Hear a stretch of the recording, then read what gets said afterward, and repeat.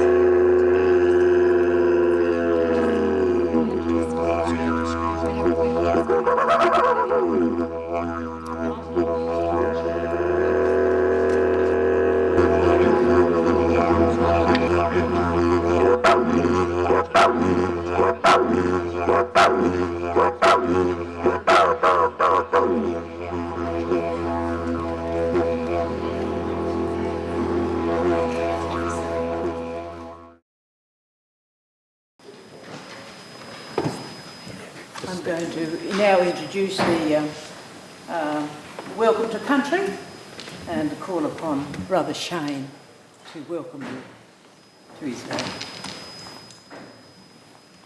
Thank you, Auntie Luicha. My name is Shane Mortimer. I'm a Ngambri man. How many people here know the origin of the name Canberra? Put your hand up. How interesting. Okay. I'll just enlighten you a little bit. Ngambri is the original name of this area.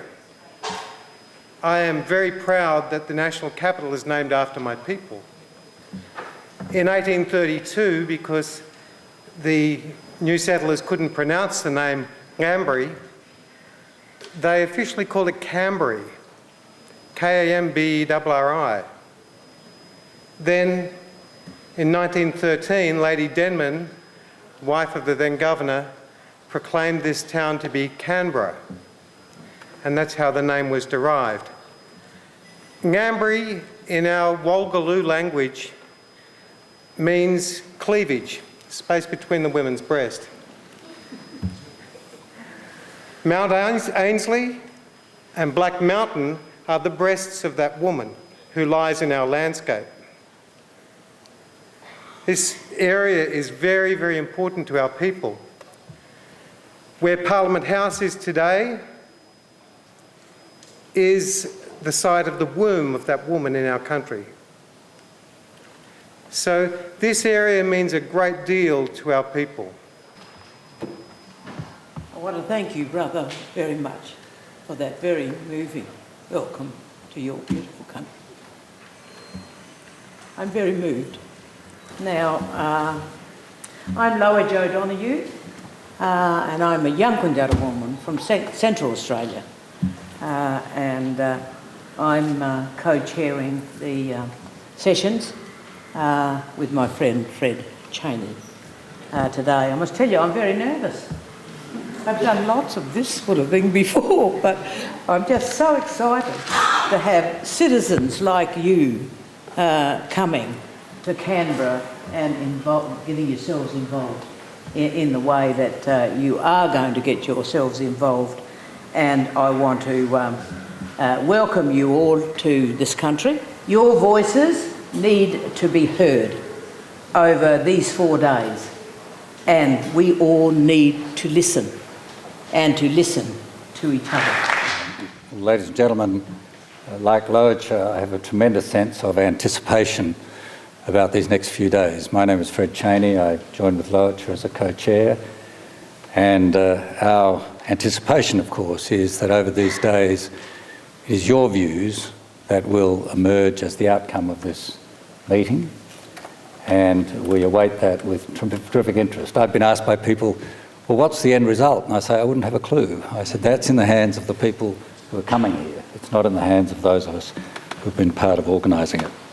The values of openness, debate, and deliberation, which are so important to the concept of deliberative democracy, I can say to you are values that the government holds dear.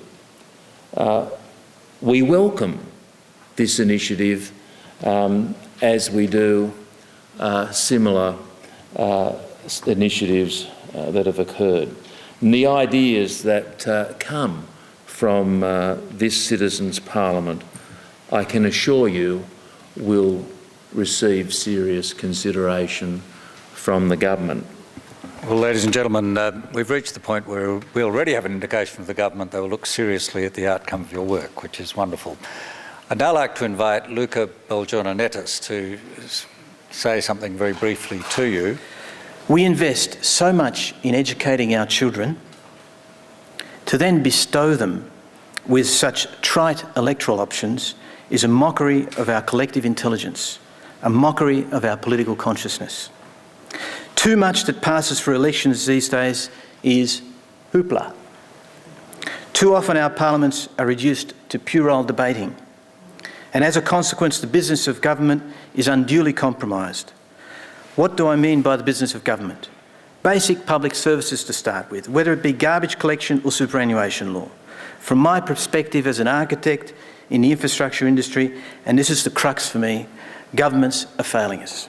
Just like to acknowledge the presence of Luigi and of Fred and John, even though he spoke long and well, and Luca.